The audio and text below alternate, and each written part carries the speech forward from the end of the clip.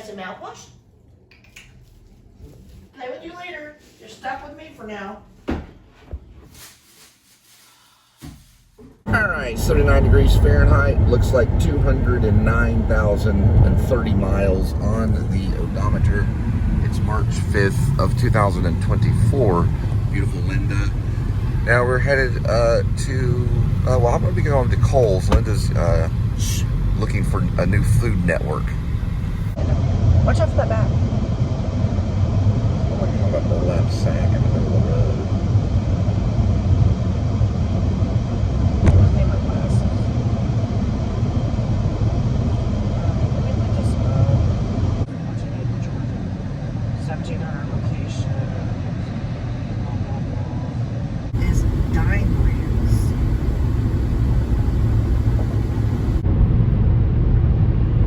Ooh, actually it's brand new.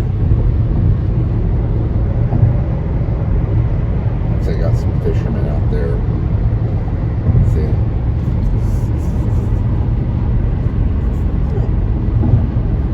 I know, it's beautiful.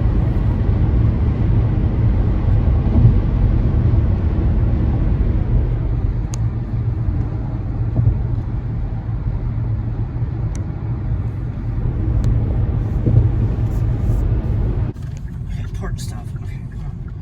I don't need my important stuff over here. You keep that. All right, so I'm gonna go into Cole's. Gonna make a little payment. Maybe look around just a little bit, see if they have any toys or whatnot. They might have some new type of cologne at Sephora. And then head back. Linda's at an interview.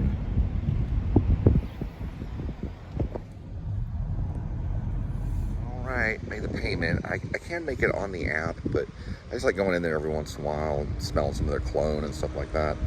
I head back.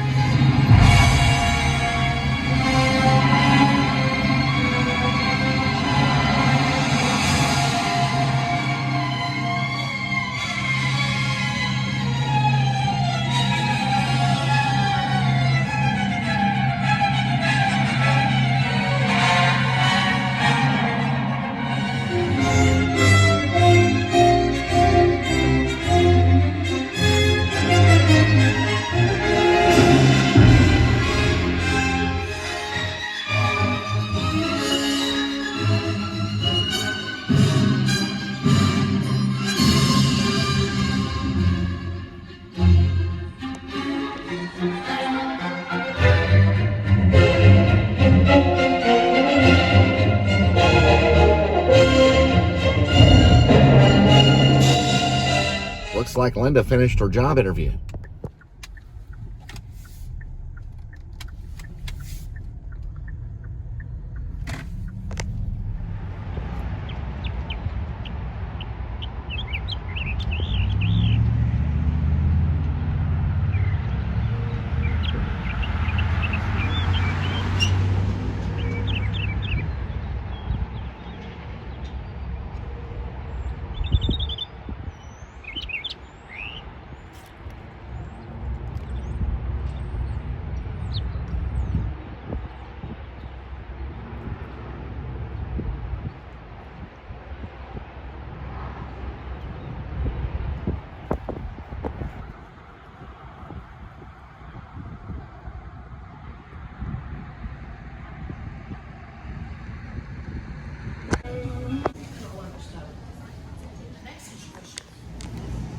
Alright, so I got my Scholtzsky sandwich.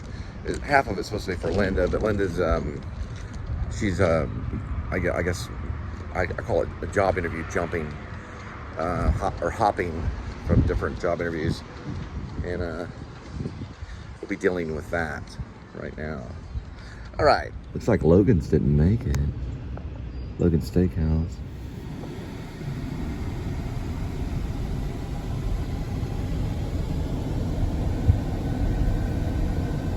Kind of looks like tiny homes a little bit.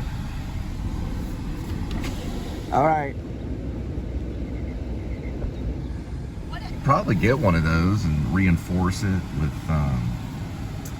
all kinds of stuff, and turn that into a halfway decent home. And you'd probably do central heat, central air. I mean, you have to spend a little bit of money, but you know, they're doing that now in California.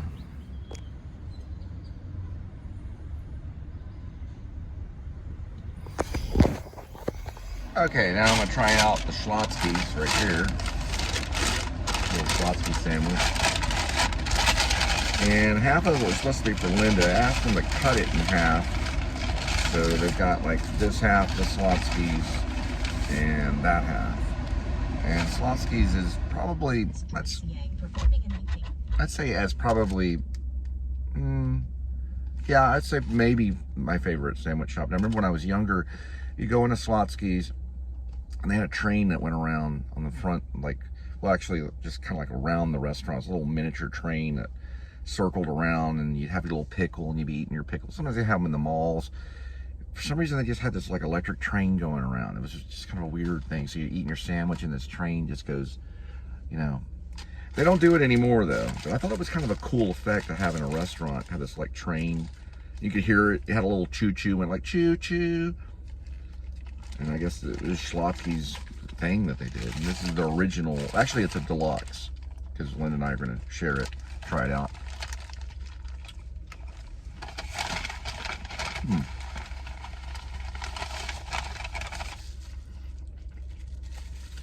They do the pickle.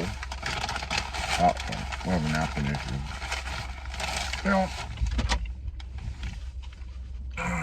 the whole napkin thing, pretty important. I don't know, I get pretty mad about the whole napkin thing. They provided no napkins, so anyway. So this is the Scholtzsky and the pickle. Right here. And the pickle is, Linda's a big pickle fan. Sometimes I call her Pickle News. Pretty good. Try out the pickle to see if the pickle's anything special.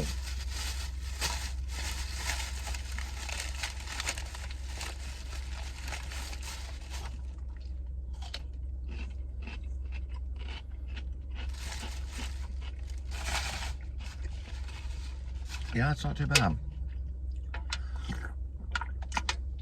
Brought to you by Monster Energy Drink, low cal, it's low sugar. Literally has 6 grams of sugar in it, and that's how they make it. They put like ham, I don't know, different types of meats and everything. They got the lettuce. You can see the lettuce in there. It looks like this is I don't know, I'm guessing maybe salami or something. They put some cheese, some type of cheese on it, and the bread is actually, it's like almost kind of like a, the bread is almost kind of like a sourdough type of bread. I don't really know much about the bread, but it tastes like there's a lot of space and air in there. And that's kind of like one of the reasons I like it. It's like a European sandwich, so it's got a lot of flavoring as opposed to like just a normal Subway sandwich or something like that. These are more like, you have a lot of taste and a lot of different meats and stuff like that. And this is just the deluxe. We were going to get the original, but since Linda and I are sharing one, then we got the deluxe, and she'll take the other side of the deluxe. Oh yeah, I think there's might be like a, maybe like a black olive or something in there too. And it looks like there might be a tomato. You can see like little bits of tomatoes in there. Here she comes. Oh, good. Did you want your sandwich now? It's yours now. Don't worry about it. All right. Well, there's a sandwich. All right, Linda's gonna try a bite of my sandwich. See what she thinks. It's got a lot of lettuce. Maybe you should have ate there. Well, we could, but you had to go to Nothing But Bunts. Oh, I'm sorry, Nothing Bunt Cakes. Is that pretty good? Nothing Bunt Cakes. It's moist. Yeah, they're very kind of moist. There's a pickle too. Do you want the pickle?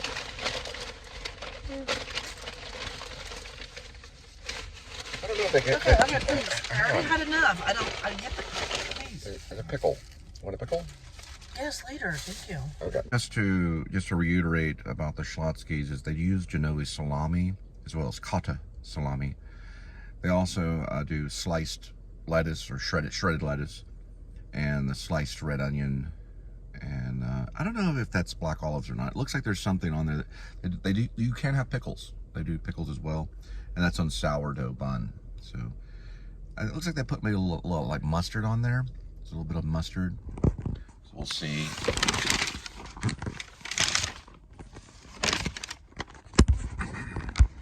Sorry about that. Here, my steering wheel. So it looks like there might be. Well, can't see, can you? Now you can. So it looks like there's probably like a little bit of mustard probably on there. I'm just looking at it. Looks like some type of cheese or something. Yeah, but it's Genoa salami and it's cotta salami with thin slices of ham. They put ham on there as well.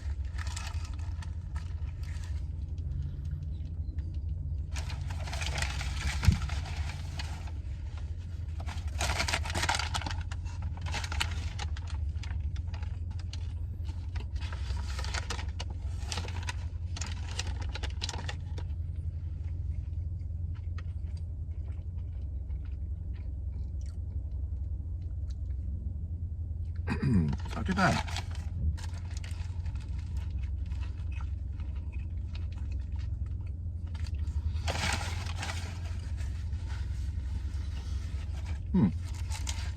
On the onion. Yeah.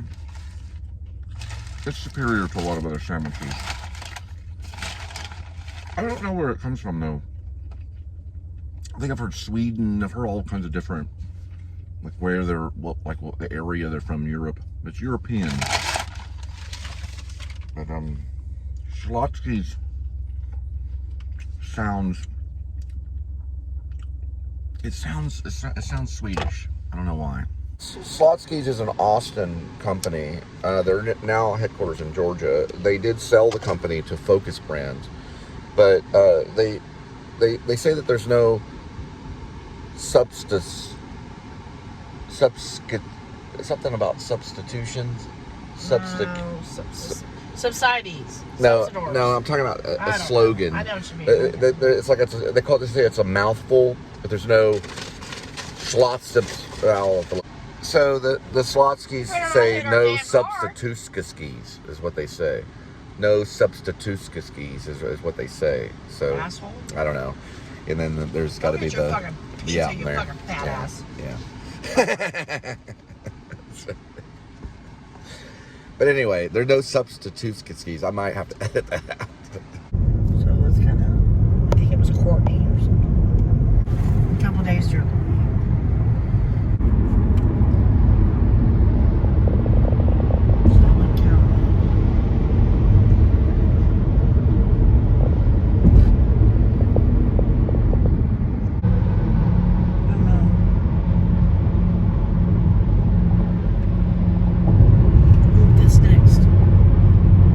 Express.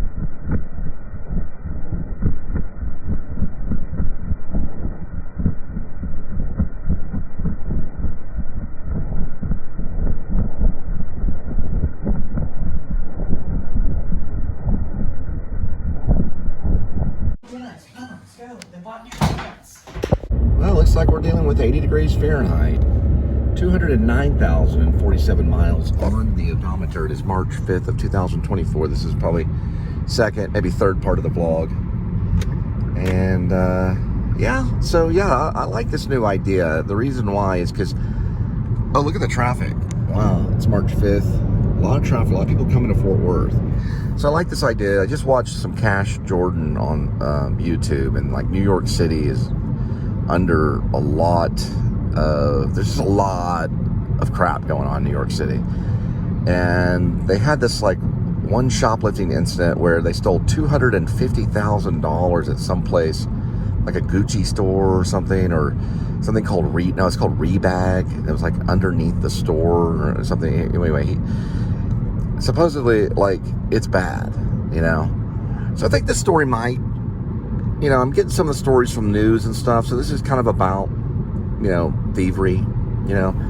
And, but it's not really gonna, like, that's just like a plot point, really. It's not really about that. So, like, one of the characters, Kitty, she's actually, has the ability to speak in tongues. So when she gets really stressed out and stuff like that, she'll start speaking in tongues.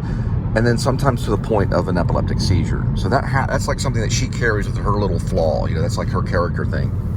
And she's also kind of like, did you ever see Garden State? You know, like Natalie Portman's character has trouble like working because she has to like wear a helmet kind of thing, you know? So she's in kind of that situation because there's some type of issue. And so people are a little afraid. Now, on the other hand, Bird, he's more of like a witness. He's more of like an investigator. He's more of kind of like, think of Kyle MacLachlan's character in Blue Velvet. You know, he's kind of observing things, but then he's also protected by something that's unknown. Same thing with same thing with The Following too. The protagonist in The Following is kind of protected in a way. Although that one's a little bit different. Those are kind of in the same kind of ballpark figure genre, a little bit. One's black and white, the other one's color. And I thought about using black and white and color for The Circle. So the main villain, or you could say I guess you could call him like the antagonist, you know, the Frank Booth kind of character, because he's actually a fan of Blue Velvet. So he even quotes some Frank Booth lines and stuff like that, but he actually uses helium as a joke. Sometimes, like, he'll carry around this little canister of helium and kind of make a joke and stuff. I thought, you know, maybe like David Lynch lost out on that a little bit because of Dennis Hopper's persistence to use nitrous oxide and kind of really bring in the reality level of Frank Booth. When I thought this character is still real, but he's kind of joking around and making an homage to Blue Velvet, even though he's like the head thief. Right, so he would like be a fan of kind of a crazy movie like Blue Velvet. And his character's name is Mr. Hopper, also known as the Cricket. He does have a last name, and it's Head, so it's Hopper Head. That's his name. All right, now there's another character in it. The Bird is a protagonist. He's like the observer. He gets brought into the situation. He's kind of the noir crime thriller kind of character. But he's not a bad guy. He's actually, okay, so what he is he's a vlogger. So he's got some like really cool structure fires. He's got like all this other stuff that's on his phone. He's got some stuff that the news media might want. So it's kind of important. So he decides to crack open his phone. And he cracks open his phone and he puts his own personal little like tracker. Not exactly like an air tag, but something like that you would see. Have you ever seen No Country for Old Men? Okay, you know the assassin, you know, he has that little thing that beeps, it goes beep, beep, beep, beep, you know, it beeps, and he can find where the case is of the money. He has something like that in the phone so that he can trace his own phone if something were to happen. Now, Rob is the other character, kind of a villain character, is the runner. So his job basically is just snatching smartphones and making sure that they get to the Cricket, which is Hopper Head.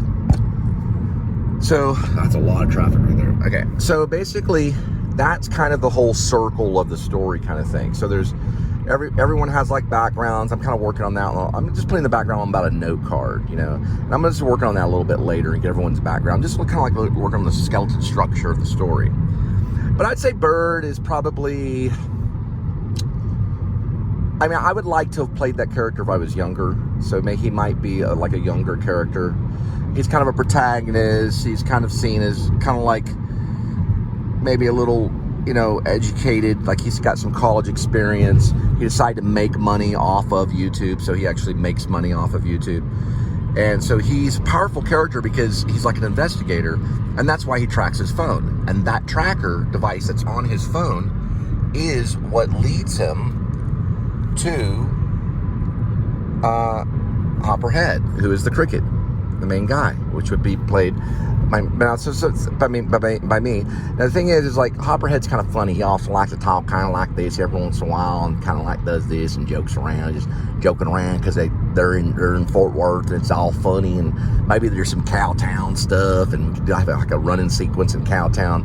So the thing is he kind of jokes around, but he takes this like very serious because he knows how to get into these phones. And there's like different ways he does it. He uses like this mask and stuff. Now Kitty, she has the ability to sculpt very well. She's like an artist, but she's also kind of quiet, okay? And she can speak in tongues, and she also goes into epileptic seizures. The thing is that she has got a great artistic talent. So she can create these things for Mr. Hopper to help him get into these phones.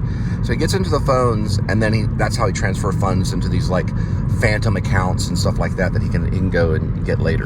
All right, so there's kind of an underground, seedy aspect to it. I thought about maybe black and white to make it like a noir thing, slowing things down. And also I thought about doing the soundtrack to it too, using GarageBand and things like that, or some instruments off Guitar Center. So I'm actually going to do the score. So I'm going to actually have his own personal score. And since we have a band, we'll just put the score down in the original band. Okay, we're not going to be taking off in production for about a year. So it's going to take us about a year to get started. And we're not going to be paying actors a very amount of money. So we're going to have to find a couple actors, at least one for the role of Bird, who will jump on board and be willing to do it without hardly any pay. And that's going to be very difficult. We wouldn't be able to go forward until we find this. I probably could find the person on backstage, because I've done that before. So they'd have to be willing to sign on, stick to the character, stick to the, you know, the whole kind of Jack Nance Eraserhead kind of thing, where this may take a few years to do, is what I'm going to tell them. I say, this is not going to be like a month shoot. We're going to spend some time on this. And also another thing that I needed to do from this point on is I do have one page of the script. So one thing that I need to do right now is I need to do like a little storyboard, like at the bottom corner of the script. That way I can refer back to the original idea of what I wanted for the actual storyboard. I'm not worried about like a soundboard and all that kind of stuff, just like a storyboard. So what I'm going to try to do, even when I'm doing notes and stuff, maybe like even tonight, is to draw an actual storyboard and put it in on the script, so I'd have that original before I even put it into final draft or anything. So I'm going to approach this a different way, because I've had a lot of shots, and each time I lose and each time I fail, I learn something new about the approach. So what I'm going to do on the original notes is put a little square and just force myself to put a storyboard right in there. That way on that page, I can see what I might want to do. Ooh, looks like a squirrel bought it right there. When we show up on set. Okay? All right.